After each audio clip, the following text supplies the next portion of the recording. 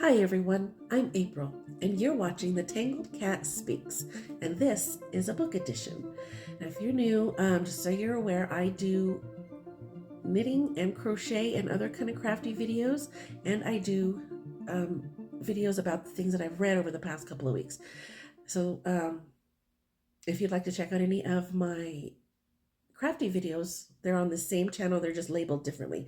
Anyway, so this is a book video, and I did 10 books this time. 7 I actually eyeball read, and 3 were audio. So let's get started.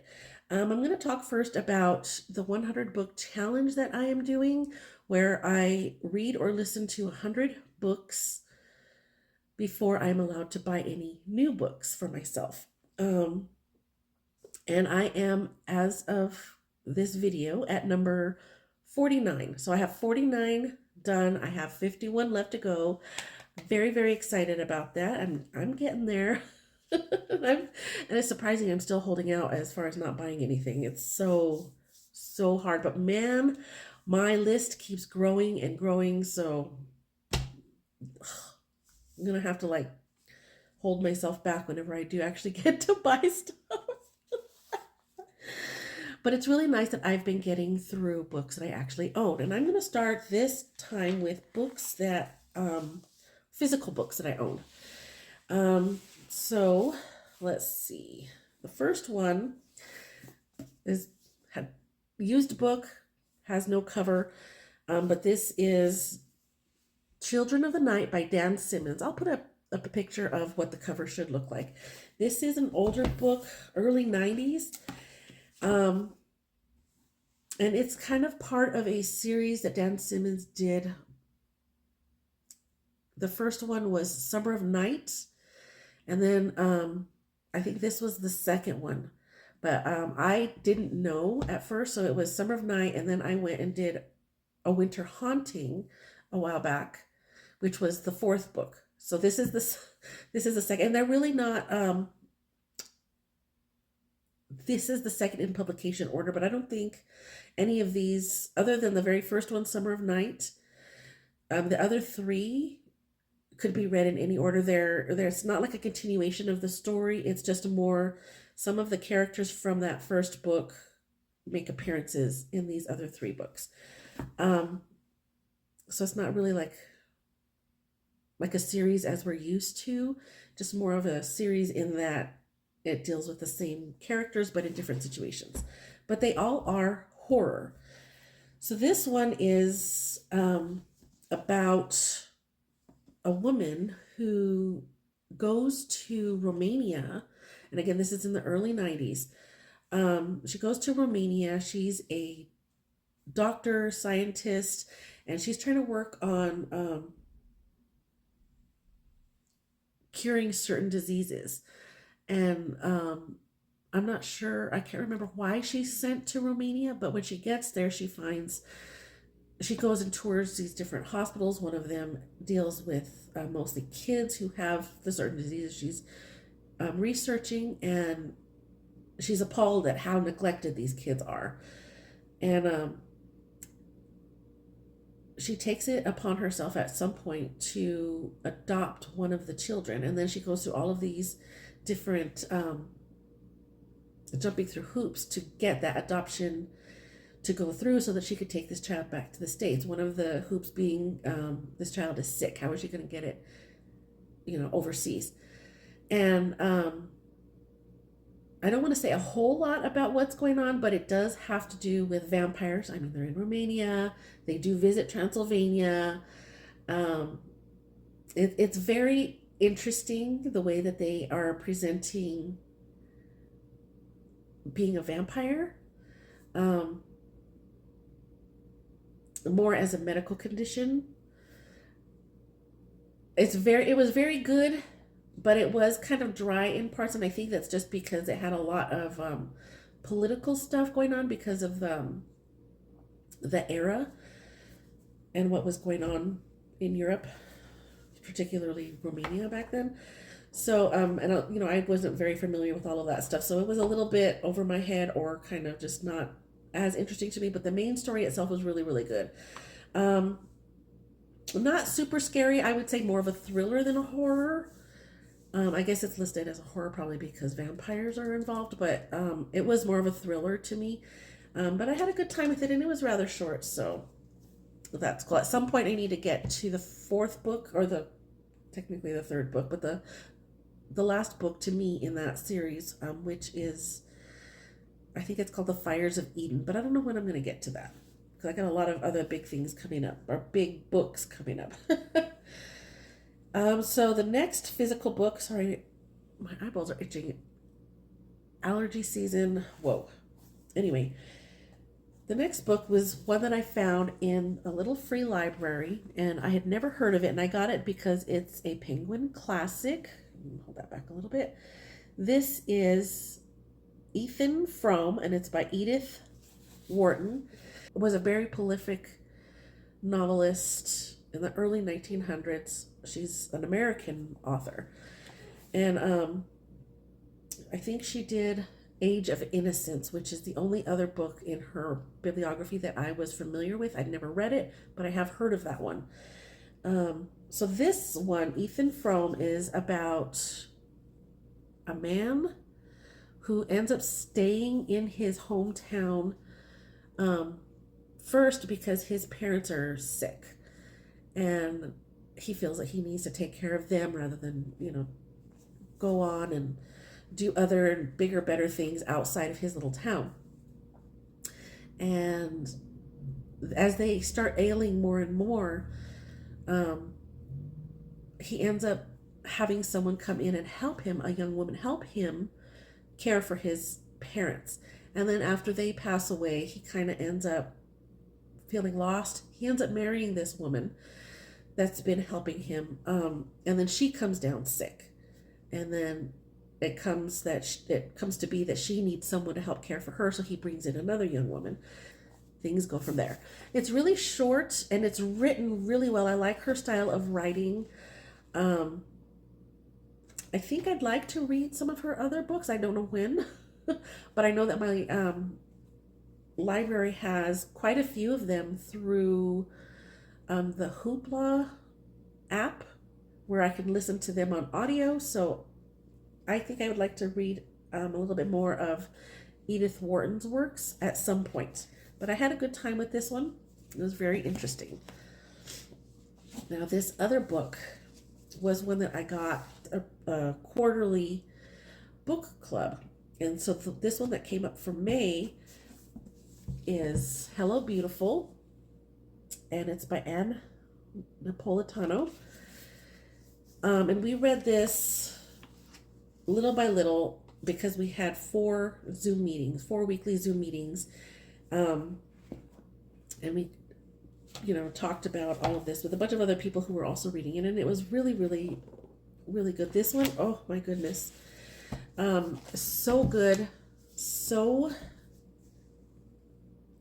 relevant to me because it has to deal with sisters. I've got two sisters, and in this book there's three sisters. There's two older sisters, and then the two younger are twins. And then there's a male character who ends up marrying the oldest daughter. And then there's some twists and turns and all kinds of other things, but it's very emotional. There's a lot of it deals a lot with family dynamics, and it's just done so well, and it was very, very relatable. And I didn't want to put it down, but I had to read it slower so that I could not get too ahead for the Zoom meetings, because I didn't want to spoil myself or accidentally spoil somebody else on the meeting. So yeah, it was a really good book. I was in tears by the end of it, like literal tears, but in a good way. It ended in one of those ways, kind of like Steel Magnolias, that movie, where, it's so sad, but at the same time it ends on kind of a happy note. If that makes any sense. Like, there's still sadness at the end, but you feel like things ended in a good place. And it was really, really, really good.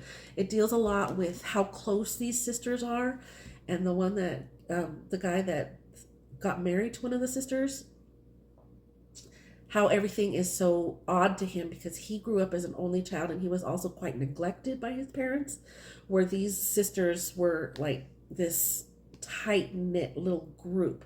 It is so good. It is just so, so good. And it's definitely not the type of book that I normally gravitate toward, but since it was not my choice and it was part of the reading club, I went ahead and read it, and I'm glad I did because I really, really enjoyed that one.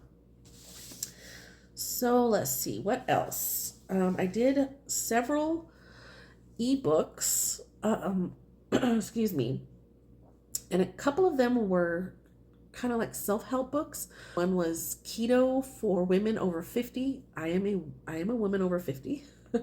And I need to change my thoughts on how to eat. So I got this book on my Kindle. It's Keto for Women Over 50 by Teresa Baker. And I really enjoyed that one. Well, enjoyed is kind of a strange thing to say, but I found it very helpful, and there was a whole lot of insight as to how keto works, especially for an older woman. They concentrated particularly on perimenopause and postmenopause, and I'm kind of in that window, so it was really helpful. And another book that I read that was also kind of a self-help was Healing Your Inner Child by Maria Clark. And because I am going through this whole menopause shenanigans, I do feel emotional, and I feel like I need to focus on a lot of the things that trigger those feelings of depression and anxiety and all of that. And this one it spoke a little. I found it because I was kind of looking for I'd come across somewhere in my Googling about CBT and DBT, which is different types of therapeutical techniques to manage anxiety and stuff like that. And then this one talks a lot about your inner child, and a lot of this stuff I found helpful, but I also found a lot of it in this book was things that I had already read before in other places, which is not a bad thing. But it wasn't a whole lot of new stuff to me. Just the particular, it is kind of a workbook, so you have questions and things to ponder, and you can journaling prompts and stuff like that. So that part of it was helpful. A lot of the other stuff, how to do things to reduce stress, and changing your diet, changing whether or not you drink or smoke or stuff, all of that kind of stuff. It's things that I've heard in other places. So it was good, but and it was really short, so it wasn't that much that bad, but it wasn't bad at all. Oh my gosh, I'm starting. I'm feeling anxious already. Oh. I shouldn't feel anxious about talking about emotions, because emotions are there. They're going to happen. But anyway, it was a very helpful book as far as the workbook part of it. Yeah, I had a good time with that. I didn't have a good time. That's so weird to say. Anyway, so let's switch that up. I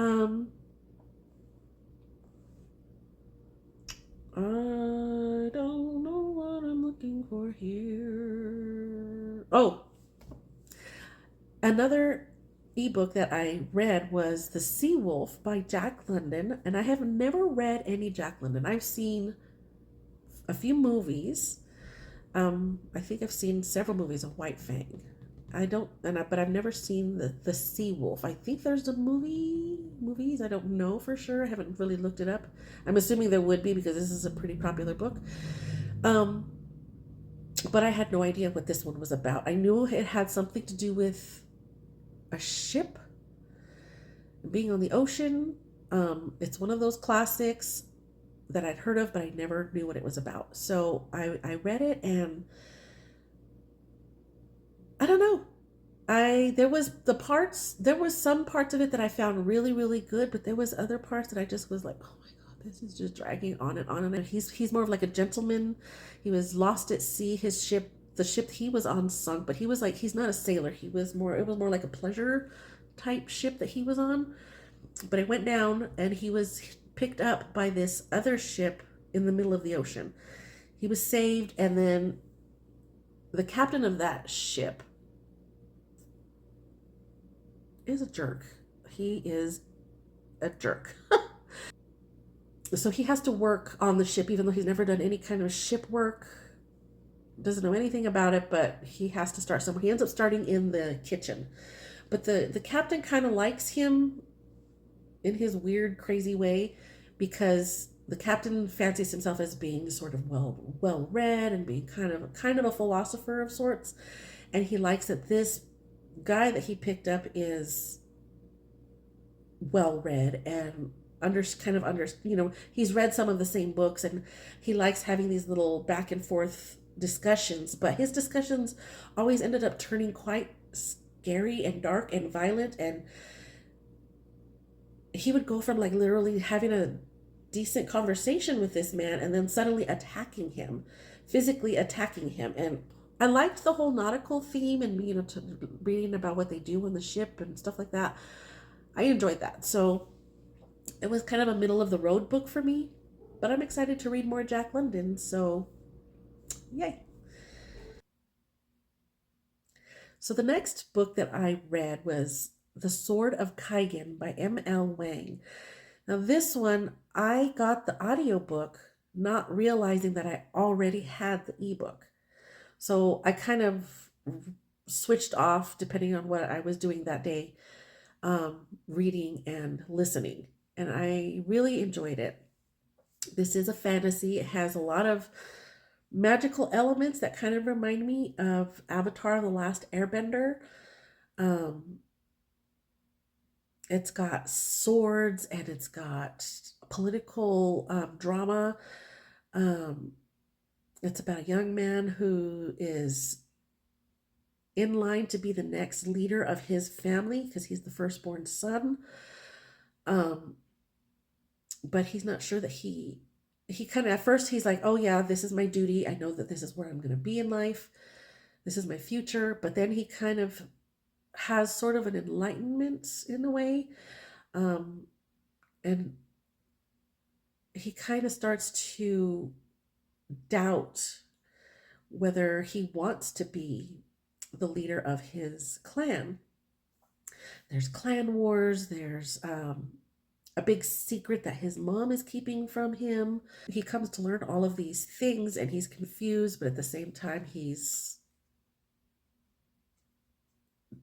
feels duty bound. Um, it's a really good story. I really really enjoyed it, and I wish there was more. I'm glad that I came across it. I'm not even upset that I have two versions of it now. But I'd like to look into more by this author. I don't know if there's anything that they've done, but I liked the writing style and I really loved the magic system. Sorry, I'm getting stuffy again. Um, I just had a really, really good time with it. So that was The Sword of Kaigan. So the next couple of books that I did were audio that I got from my library on Hoopla. And these are by Jack Aquilone, and they're urban fantasy. I was actually looking for short horror stories, and I got these because they had like skeletons on the front, and I thought it was going to be kind of a light horror, but I definitely thought it would be horror because the name of the first one is Dead Jack and the Pandemonium Device. Um, and the second one is called Dead Jack and the Soul Catcher. So I thought they'd have to be horror, maybe some light horror, like a little bit of comedy. It ends up this is more urban fantasy, I guess. I mean, that had some supernatural elements, but not scary. It wasn't really scary. It was so funny though. It had a lot of sarcasm, some sexual innuendo. There was it reminded me a lot of those old noir detective films, where they're set in the 40s and the detective has a fedora and he's kind of clever and charismatic, and he's one of those men that always has he knows a guy for everything, for every situation. He knows a guy, and the whole narrative of those films is the guy telling you about what happened. Think of those scenes where you hear